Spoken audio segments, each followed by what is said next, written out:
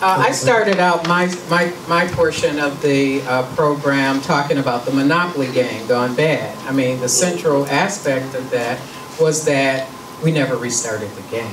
And so reparations is restarting the game. You know, it's like, okay, so you want to continue to play. You got all the advantages, and I got all the disadvantages. And, you know, you don't want to restart the game, some sort of distribution. Anchors and balloons. Yeah, anchors and balloons. I mean, it's like public policy. What do you think that is? When they decide, okay, where to put an exit, you know, that's all about redistribution. I mean, you know, everything, politics is about redistribution. Who gets what, when, where, and how, right? And so we romanticize it and act like, okay, we could just pull ourselves. And well, you know, part of the question was, can we exist without reparations? Survive. I mean, we are surviving now. Ask the streets. Ask the streets. Ask the streets. I like that one.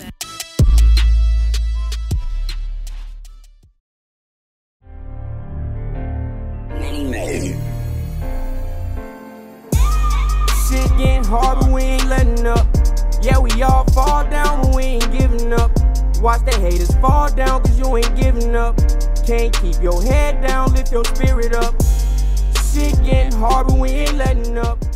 So, to introduce Dr. Johnson, and I'm telling you, we need a few people to carry her resume. Because she is heavy. She is heavy in here. So Dr. Valerie Johnson received a PhD from the University of Maryland, College Park, and is associate professor and chair of the political science department. She's author of Black Power in the Suburbs, The Myth or Reality of African American Suburban Political Incorporation, and co-editor of Power in the City. Her current book project is entitled At Water's Edge, The Unfinished Business of Black Equality. Her research and teaching interests include, Breaking Brown, y'all gonna like this. Her research and teaching interests include African American politics, urban politics, and education policy with a particular focus on the school-to-prison pipeline.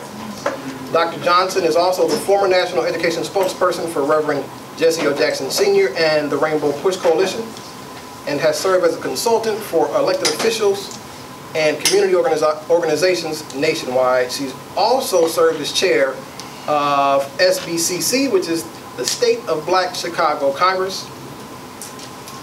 This is Dr. Johnson. Okay.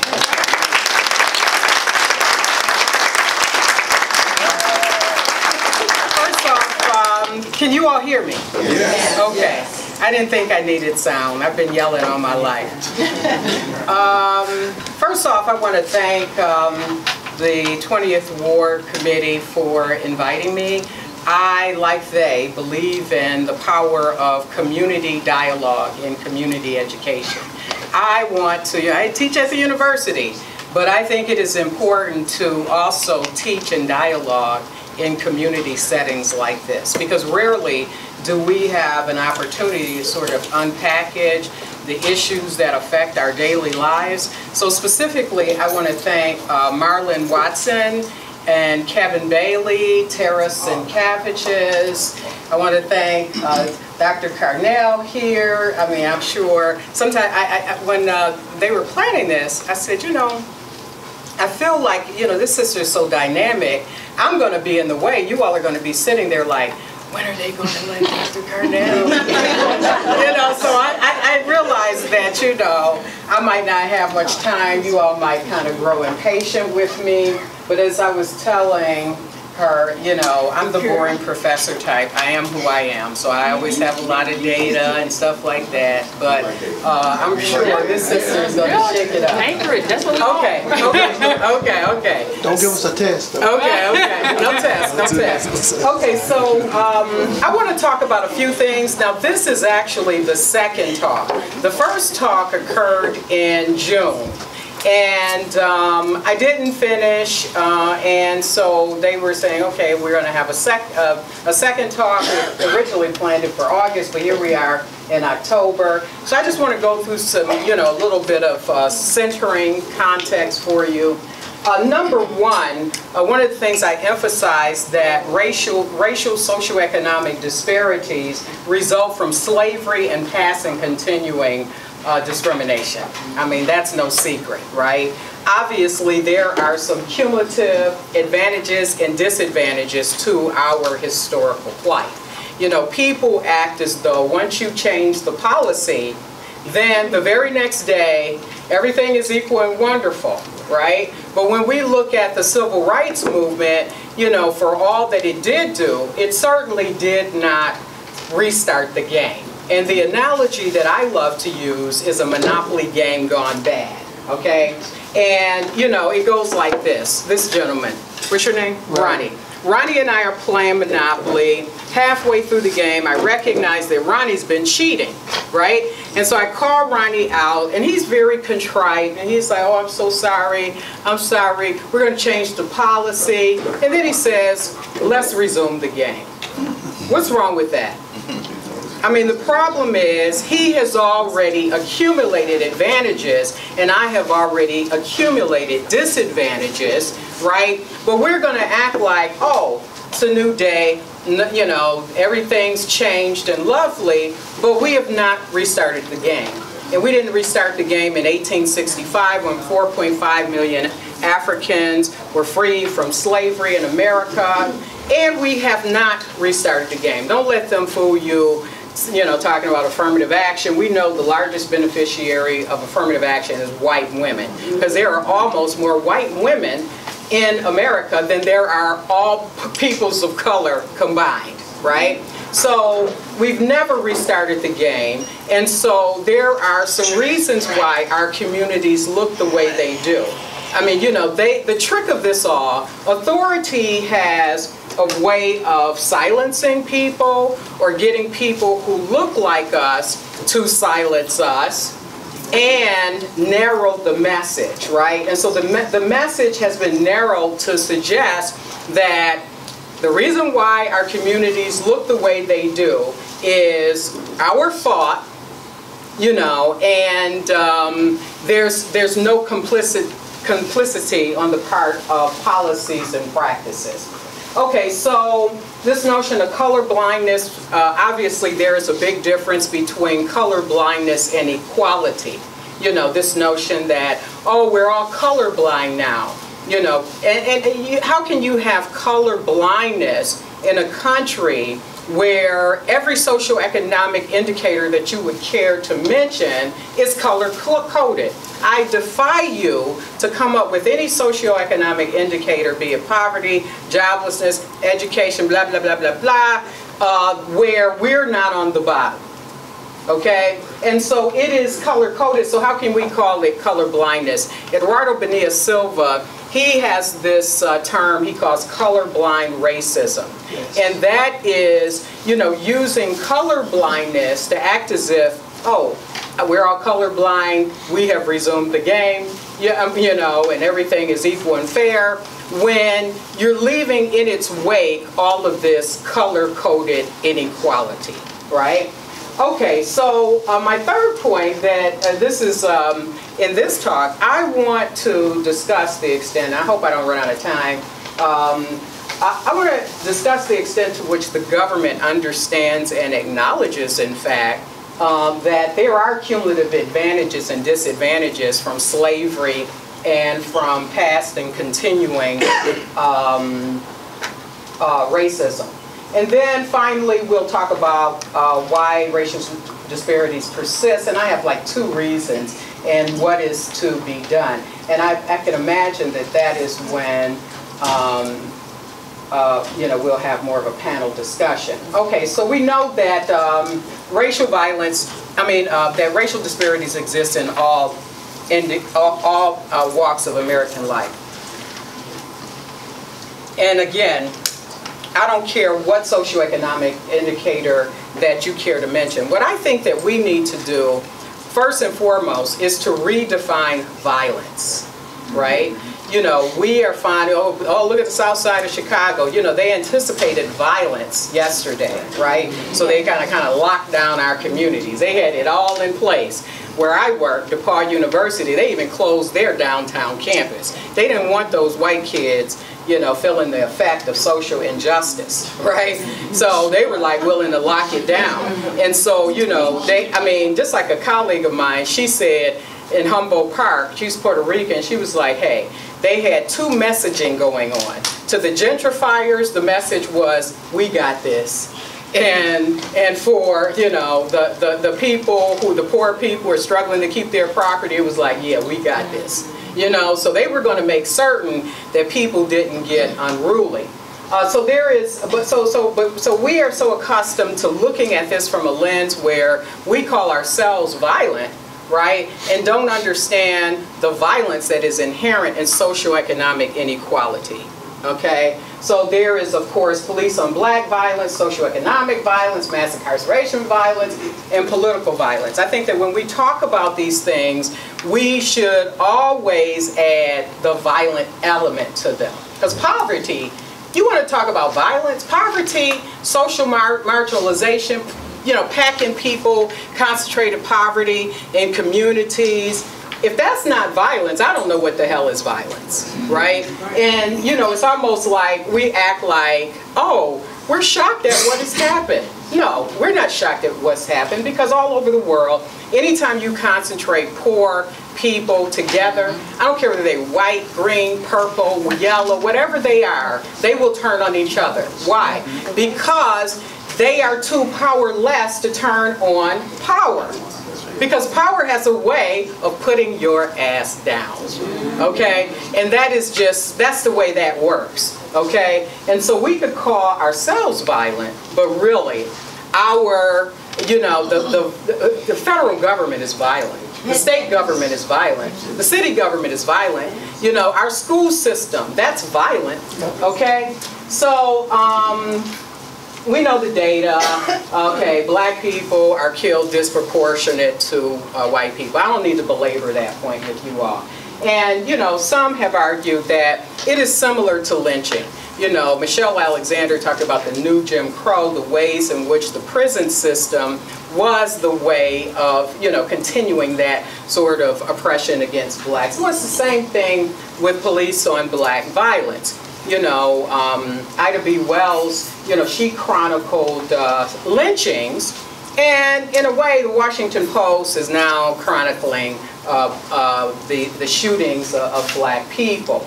The persistent diversion, again, a focus on pathologies and behavior. The question is, why do they just kill themselves? Why is there so much violence in the black community, right? It's not a new question. It's just a different answer, right? I mean, if you look at some pretty, what I call influential books, Paulo Freire's Pedagogy of the Oppressed and Frantz Fanon's Wretched of the Earth, you know, they talk about how that's a horizontal violence, right?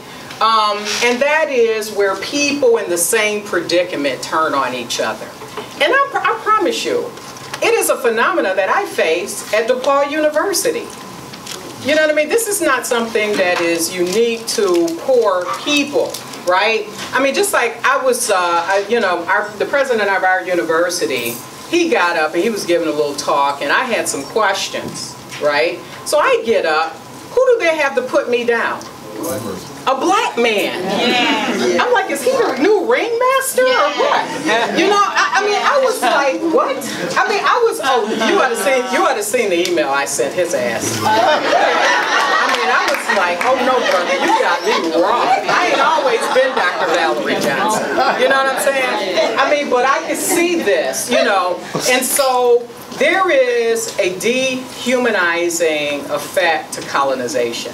And don't think that residential segregation is anything but colonizing you. It's colonizing your mind. It's colonizing you economically and every other kind of way you can mention. Okay?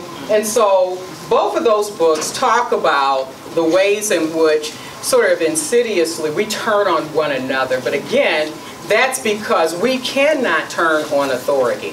Do you think that they were going to let, like, let's say, had the Van Dyke verdict turned out differently? You know, do you think they was going to let you on the north side? No. Do you think you would have gotten to the north side? No. You know, it was just like 92, the Rodney King, the riots that broke out. It was like they drew a line. It was like, okay, here and no further, right? That's what they were going to do to us last night if the verdict had turned out differently. So they were going to let us cut up and get mad and angry and all of that, right? But they were going to contain that. Okay, and so the only people you can turn on, because you start, you know, you're in a segregated situation, and you start thinking that your enemy is the person that you see. That's right. Not the person behind the curtain, right? That you don't see. You know, you think that the wizard has, you know, your interests at heart, right? And your enemy is the person who is in your community, right? But that's the design. So socioeconomic violence. Guess what? There is no appreciable difference between the socioeconomic, between blacks and whites now as in the past. The very same socioeconomic disparity that existed between blacks and whites after slavery, you know, it's a similar thing now. I mean, we've got a little bit more modern, we got iPhones and all of that, but basically that socioeconomic disparity is the same. You could see here in 1967 for every, the median income for every white median income dollar by family, blacks earned 59 cents. 2009 it was 61 cents for every dollar they earned, okay? Average household income for whites in Chicago, and this is the last census, $94,877 compared to black households at $44,000. That's a $50,000 a year differential, folks. And what can you do with $50,000 extra dollars? You know what I'm saying? I mean, you would be happy too, right? Uh-oh, okay, we got a little. Okay, do I need this? Okay, I'll go with it. She told me. Okay. Tell her no, she okay. charged 1,000 people. She's like, and I got one of my students back there, my former students. Hello, good to see you. Oh, I gotta wear a headset. Oh, wow. Okay, okay, okay. So can I move around? Oh, okay, okay. As long as I can move around. Okay, median household income, Chicago, the same thing, you know. Median is that number where, that halfway point where half of the incomes are above and half are below. Median household income, you see that $40,000 differential in the median household income for blacks and whites in Chicago. Poverty rate, okay, blacks are not pretty, you know, about a third of us are living below the poverty line. Bachelor's degrees, 11.3% of blacks in Chicago over the age of 25 have a bachelor's degree in comparison to whites at 34%. Unemployment, you know the story, 21% of us are unemployed. And understand that the unemployment rate is always a very interesting figure because it does not measure the percentage of people who are not working, right? Because, you know, the unemployment rate is those people who are actively seeking jobs, you know, who are on unemployment, actively seeking jobs. So the reality is it's more like probably about 50%, okay? Black businesses with paid employees in Chicago. Now, is that shocking? No. 97% of black businesses in Chicago do not have any paid employees. You know why? Because they are mom and pop shops. Okay? So let's look at the average value, business value of businesses. For white businesses in Chicago, it's like $571,000. $47,246 is the average income for, and so we, you know, we always say, oh well, you know, we could just you know, we could just kind of depend on black businesses. There's not enough of them, and they're very small, you know, businesses. But anyway, that's a whole nother discussion. Homeownership rates. 34.5% of blacks in Chicago own their own homes, and I would venture to say that many of them are in declining communities. that doesn't yield much equity, you know, to do anything that white people enjoy with their equity, sending their kids to school, buying another house, building, you know, building assets. Median property value in Chicago. Okay, wait a minute. Oh, you know what? I think I messed up. I think that's supposed to be 147. Okay, let's just go on because I think I messed up. I was doing this like 12 o'clock midnight. You know, I've had a long week. Okay, cost burden for renters in Chicago. The percentage burden and the definition of cost burden for renters is if you're using more than 30% of your income on rent and utilities, right? That doesn't really leave much for anything else. I remember used to be a time where it's like, oh, you know, you want to keep your housing costs like 20%, then next thing you know it's 30%, and for many people it's like half, you know, and so, well, for many people, like black people. You know, Chicago likes to bill itself as a place where diversity abounds, right? And that's true. There, you know, as you can see here, Chicago, where am I? Ranks like number 7 in terms of diversity. But as you can see on the bottom, though, why isn't it going here? Okay, I don't know.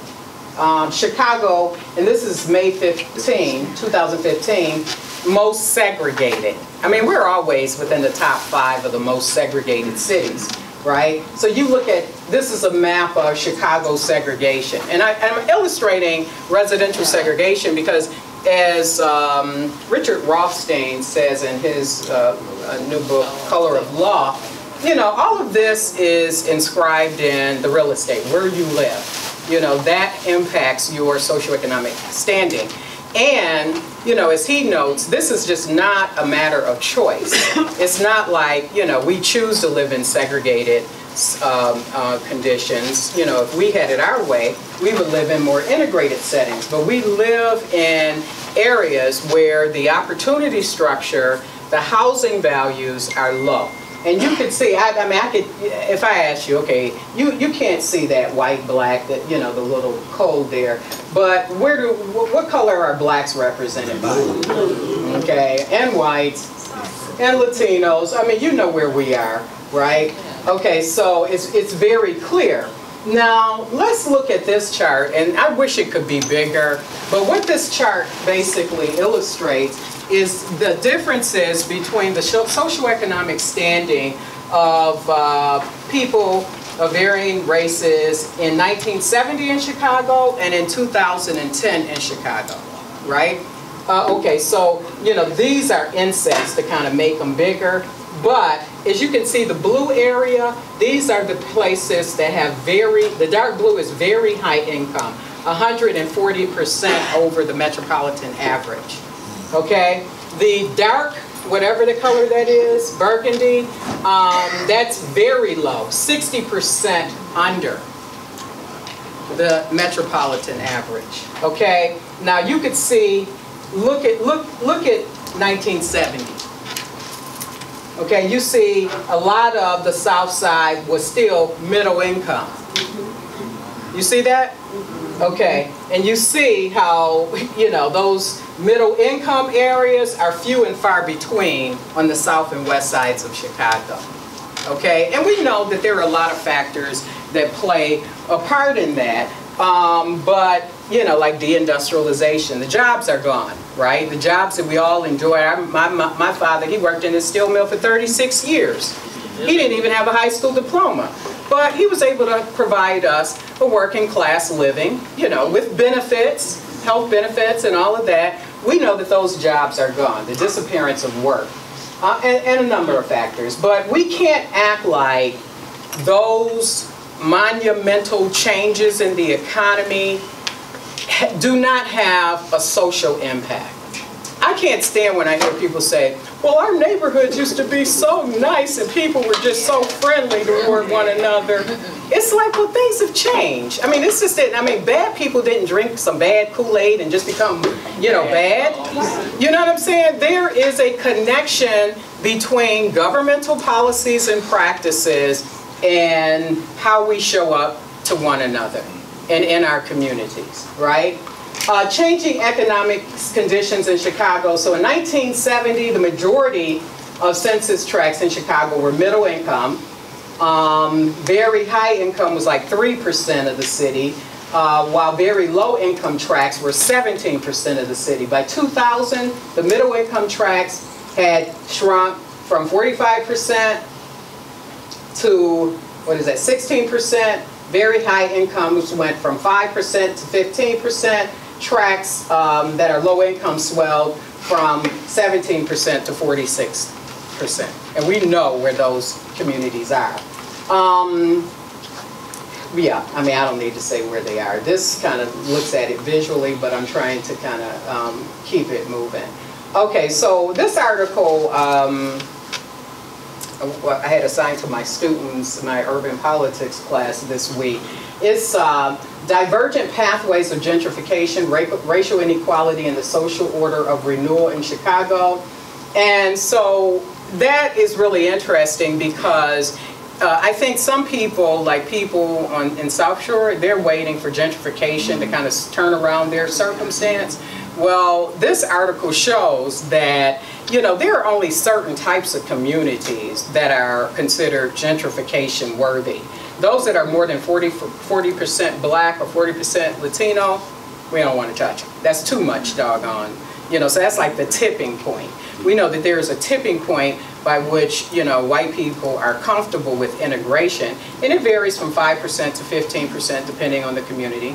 You know, so white people, they start thinking, oh, okay, wait a minute, there's too many black people around, right? And so the same, essentially, when they did an analysis of gentrification in Chicago, they realized the same sort of phenomena exists with regards to gentrification. So there will continue to be, despite gentrification, there will continue to be very poor black communities who are going to be mired in these circumstances. And needless to say, there are a host of problems related to gentrification, but I think that is important to realize that, you know, there's a way in which gentrification will still retain that extreme poverty.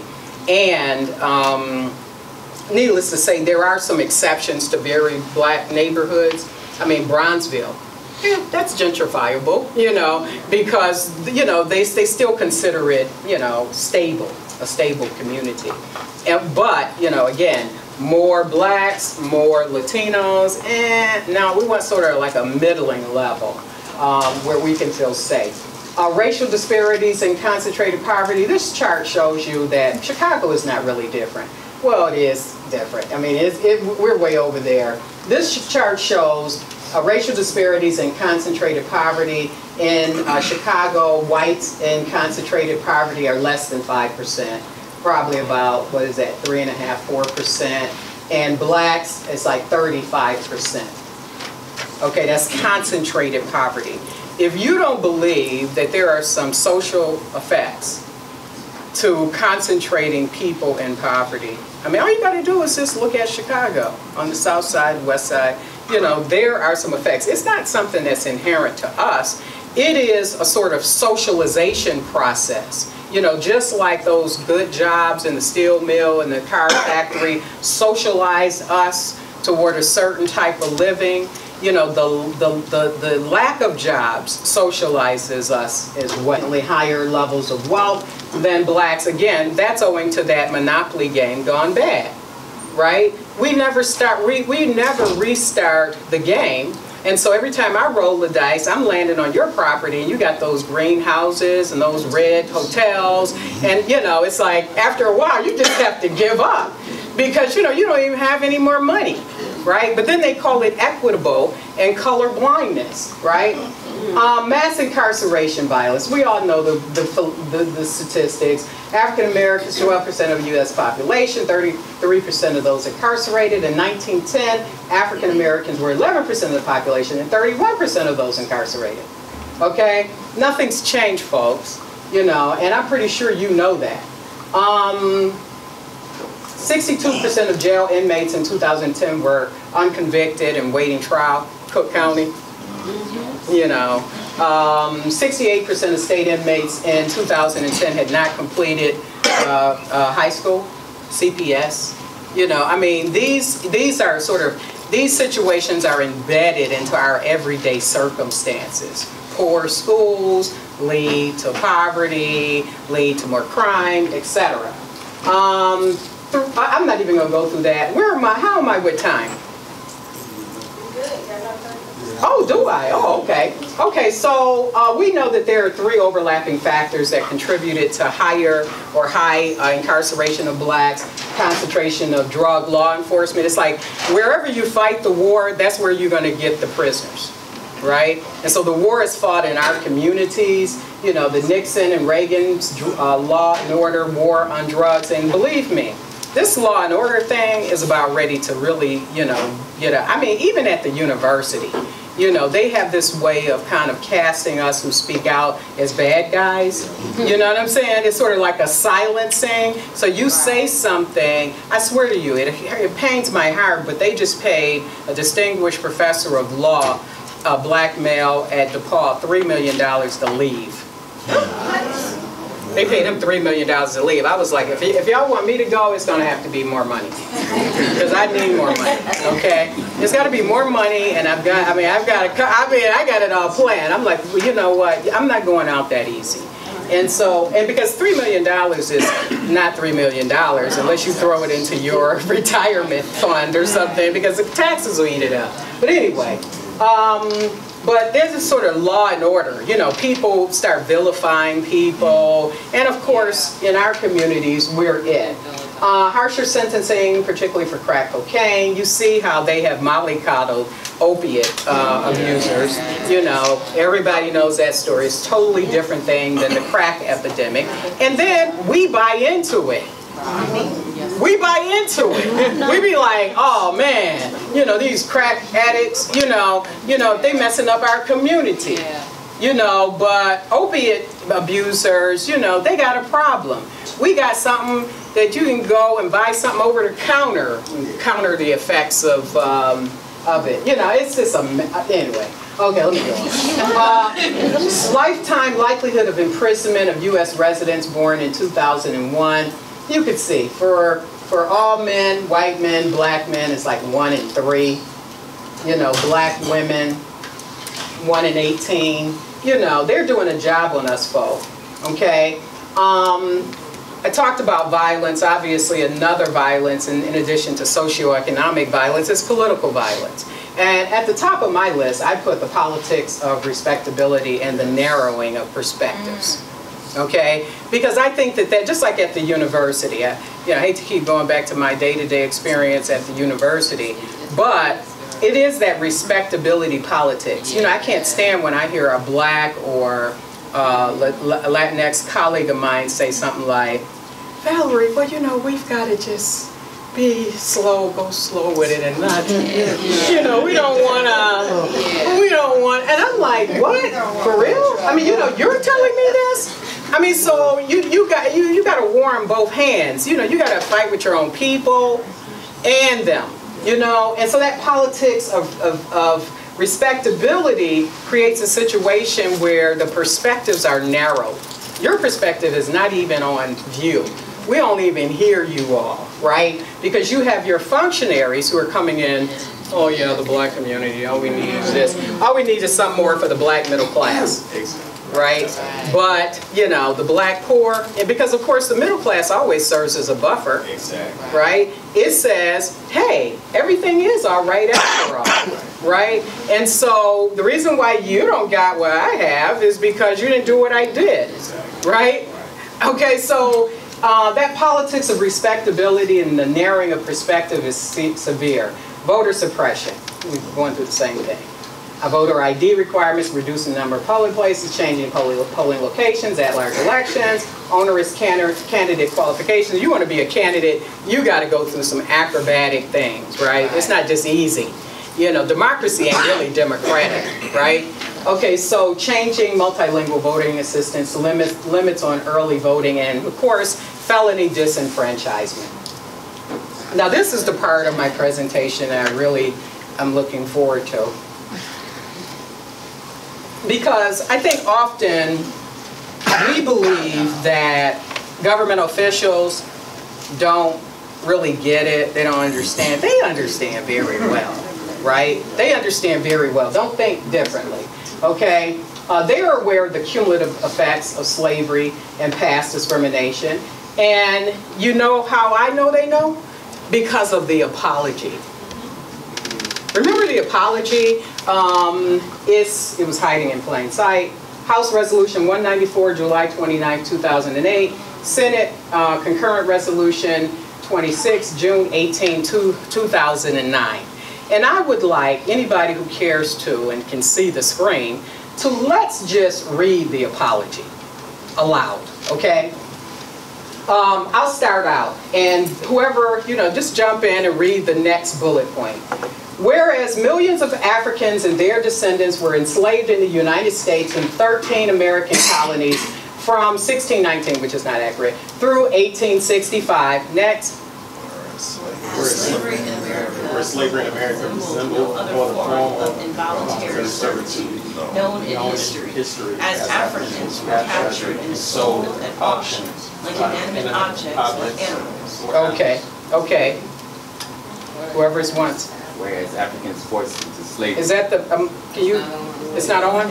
Okay. Were brutalized, humiliated, dehumanized, and subject to the indignity of being stripped of their names and heritage. Okay. Okay, you go ahead and read it. You're dramatic. Go ahead. We'll be here all day. Y'all taking my time. All right. Okay. Where are we, Dr. Jones? Which bullet point? The last bullet point. Whereas Africans forced into slavery. Okay, whereas Africans... Oh, he read that. He read that. I'm sorry. Okay. Yeah, all right, next one.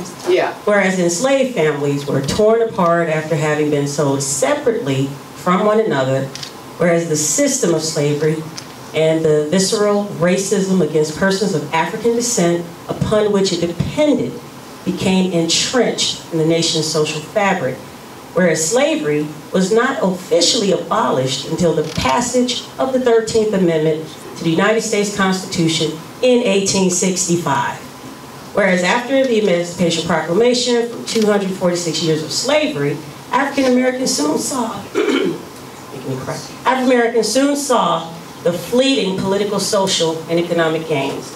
They were made during Reconstruction, eviscerated by virulent racism, lynchings, disenfranchisement, black codes, and racial segregation laws that imposed a rigid system of officially sanctioned racial segregation in virtually all areas of life. I'll let you catch your breath. Whereas the system of de jure racial segregation, known as Jim Crow, which arose in certain parts of the nation following the Civil War to create separate and unequal societies for whites and African Americans, was a direct result of the racism against persons of African descent engendered by slavery. Whereas a century after the official end of slavery in America, federal action was required during the 1960s to eliminate the de jure and de facto system of Jim Crow throughout parts of the nation, though its vestiges still linger to this day. Whereas African Americans continue to suffer from the complex interplay between slavery and Jim Crow long after both systems were formally abolished through enormous damage and loss, both tangible and intangible, including the loss of human dignity, the frustrations of careers and professional lives, and the long-term income of loss of income and opportunity.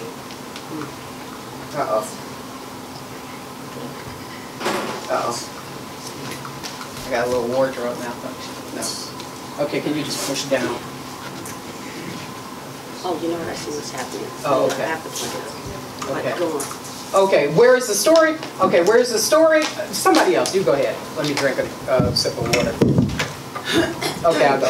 Whereas the story of the enslavement and the de jure segregation of African Americans and the dehumanizing atrocities committed against them should not be purged from or minimized in the telling of American history. Whereas on July 8, 2003, during a trip to Goree Island, Senegal, a former slave port, George W. Bush acknowledged slavery's continuing legacy in American life and the need to confront that legacy when he stated that slavery was one of the greatest crimes of history. The racial bigotry fed by slavery did not end with slavery or with segregation, and many of the issues that still trouble America have roots in the bitter experience of other times, but however long the journey, our destiny is set. Liberty and justice for all.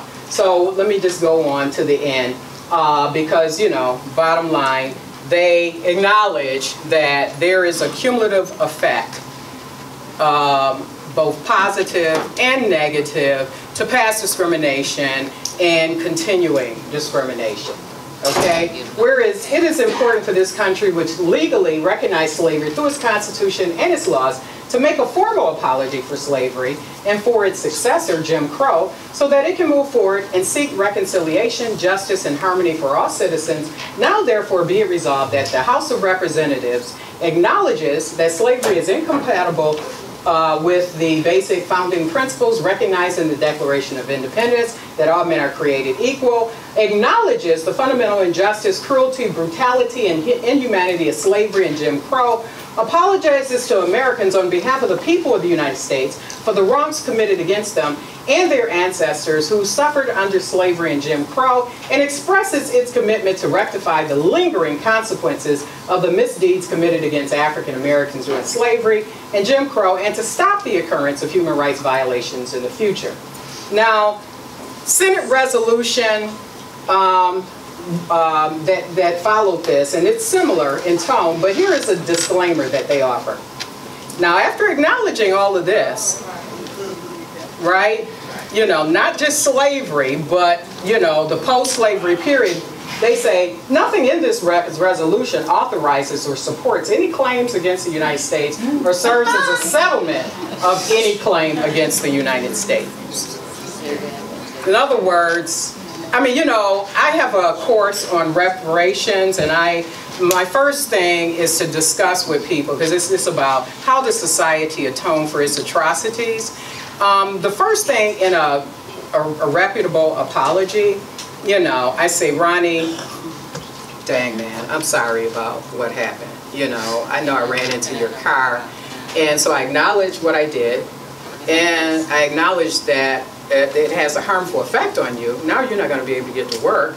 You know, you have to catch the bus, it's going to take you longer. And number three, I'm going to rectify this situation. Well, what they essentially did is says, sorry, we know the effect that it has on you, but we're not going to do nothing about it. And part of this, because we're not even going to ask them to do nothing about it. Right. Right? That's part of the reason. Okay? So why do racial disparities persist? White indifference? White people don't care. And why would they? They don't even live in your community. They don't even encounter you. I mean, you know, I mean, it's sort of like, I mean, the interaction between white, black, and that's why when black students come to DePaul, and I hear my white colleagues, I don't know, they just seem to want to separate themselves. It's like that's all they're accustomed to. They're not accustomed to white people. You separated us first. Oh, okay. You separated us. Yeah, I mean, then it's like, wow. And then to add insult to injury, when they're alone together, that's not separation. Right?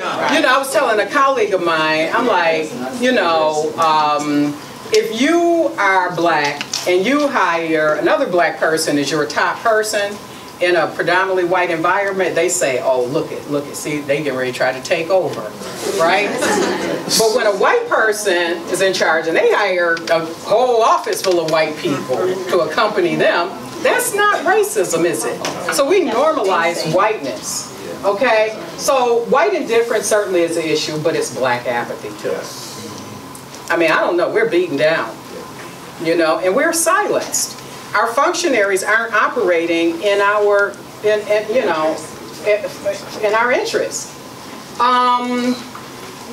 But here are some data I thought is interesting. Do you think the federal government should or should not apologize to black Americans for the slavery that once existed in this country? And I think this is like, I want to say this is, I can't remember, do I have a, oh, here we go. 2014. 21% of whites say yes. 62% of whites say no. I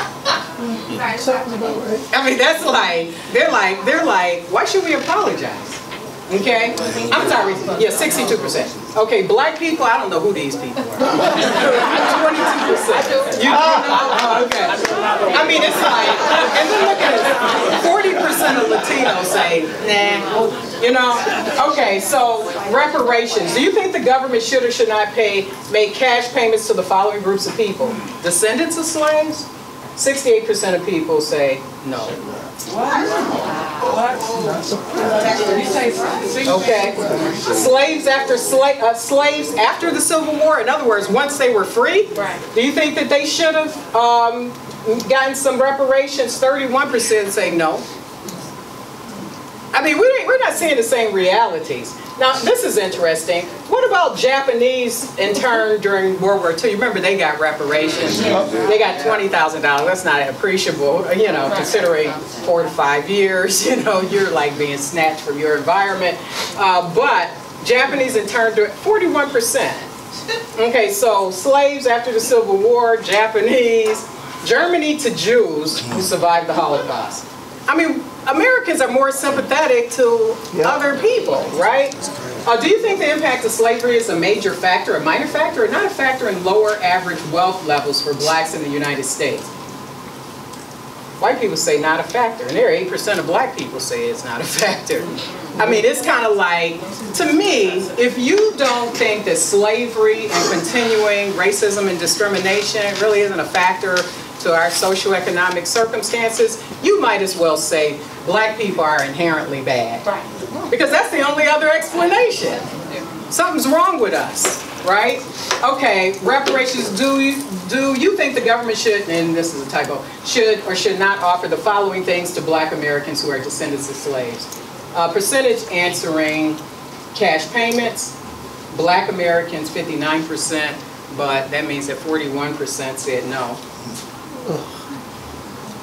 Or is that, you know, white Americans, 6% say we should have cash payments. Education and job training programs, sort of like, okay, bolstering the institutions in our communities to help us sort of get a little bit ahead in that, you know, give us some red hotels and greenhouses, right? You know, asset building type, you know, stuff. Nah, that's not. So what is to be done? That's where Dr. Cornell comes in.